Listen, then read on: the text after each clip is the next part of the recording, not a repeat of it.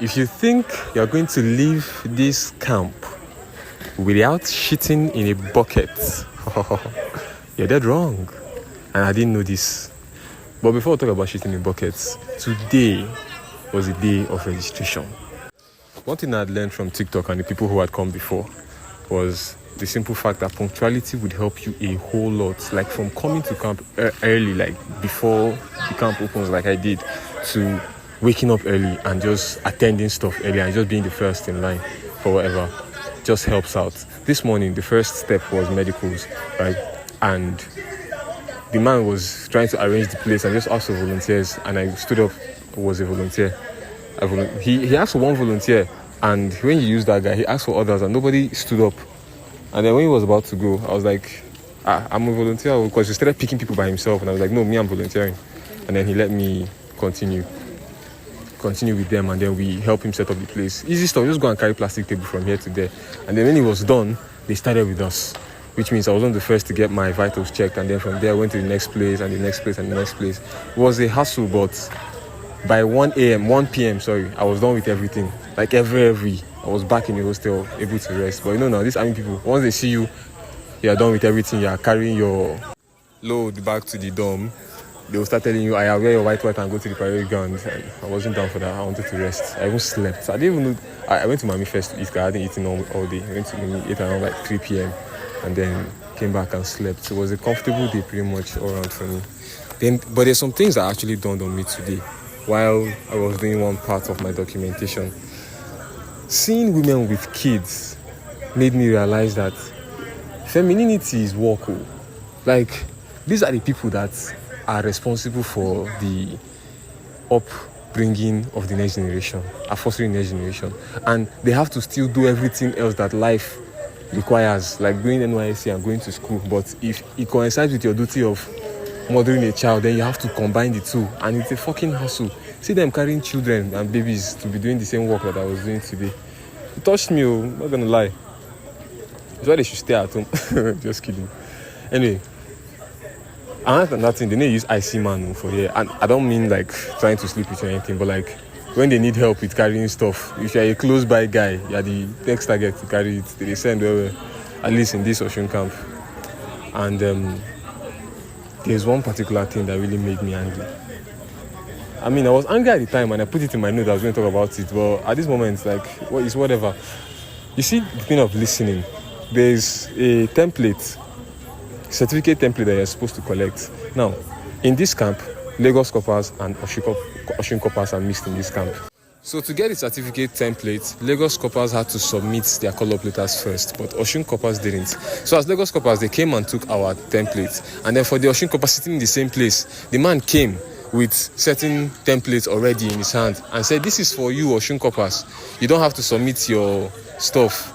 So what you're going to do is take this, cross-check if it matches your details, then go and photocopy it and bring the original back to me. That's what he said. And then some Osun Coppers around me who heard what this man said, or I thought they heard, we're still trying to get him to collect the call-up letters like he did the Lagos Coppers. And I was telling them, no. This thing that they're sharing, they started calling names and sharing the templates. And I said, this thing you're sharing now is for you guys, not for us. They said, no, that this is for Lagos now. And I was trying to explain to them, and I just kept quiet. Eventually they'll call your name. So they started calling each of the people that were arguing with me, started calling their names one by one and giving them the thing, and then they understood that I was right. And I wondered, why did I even take my time arguing with people?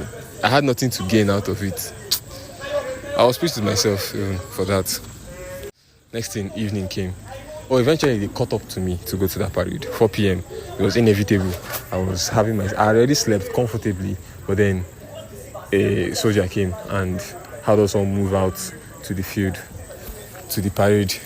It was simple marching now. I know, NYSC. Honestly, I think every camp has that one person whose march is just miles off it. You would almost think it's an intentional attempt not to march. And honestly, if it comes freely for you and you do it, then you do it and you get picked. If it's not, then you leave. But I don't think they're deliberately doing it. I think some people generally just struggle with certain levels of bodily alignment. And if their brain doesn't really let them do that kind of motion of marching consistently, and they start, fucking the alternation up, they would look funny. There was this guy while we were doing it. Anyway, that's not even the crux of the story. The crux of the story is that I was marching and they began to do some kind of screening, but I didn't understand if they were separating us because we were bad or because we were good. But eventually, it occurred to me that they were separating us because we were good.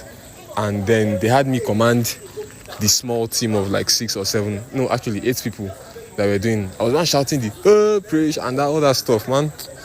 And it's difficult. At every turn, you have to shout a certain kind of order. And they became more and more complicated. They did their best to try and teach us, but it was difficult to learn. And then we have to continue again tomorrow. Stood so much and marched so much in that rubber shoe I wore that I think I have a bunion. And then the funny thing with these people that don't know how to march, if they do that intentionally, march terribly intentionally, then it's counterintuitive because they now end up working hard on them to try and get them to march right. They always single them out and start trying to teach them over and over and over again. And it just doesn't work. It doesn't work. Parade is on Friday. We have one more rehearsal tomorrow. I want to definitely get those orders right. One of the soldiers put me aside and was telling me the success of this thing depends on the command, and if the commands are gotten wrong, then the entire parade is fucked. And if you get your commands right, then the parade is going to go well and to be properly synchronized, and that's the beauty of the entire thing. And it's a challenge to me, and I wish I wasn't picked for it, but it's kind of like that Jesus let this cup pass over me kind of thing. Where I wish I wasn't picked, but now that I'm picked, it's an opportunity for me to conquer some kind of obstacle, and I relish the opportunity. Anyway, it is 10:20 at this moment. Naturally, it should be lights out, but it's still early days, so I guess it's not lights out. Shitting in the bucket.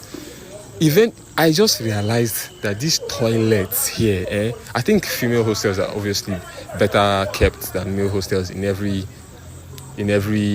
organization in this country. But the male one here, oh my God, it's not as if they shit everywhere, but they shit stain. They shit stain and it stinks.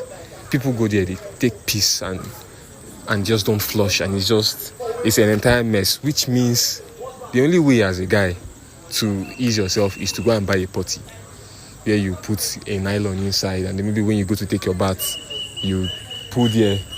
Alright, I think we only have 2 minutes left. Then you poo in it and wrap it up and fling it somewhere.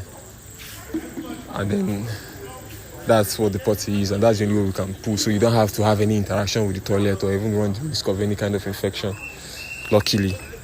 And then to pee, well, you can pee when you're taking your bath and the water just flows out with it, which isn't that bad. So that's it for the podcast. Tomorrow evening we'll give you an update on what happens. Have a nice night.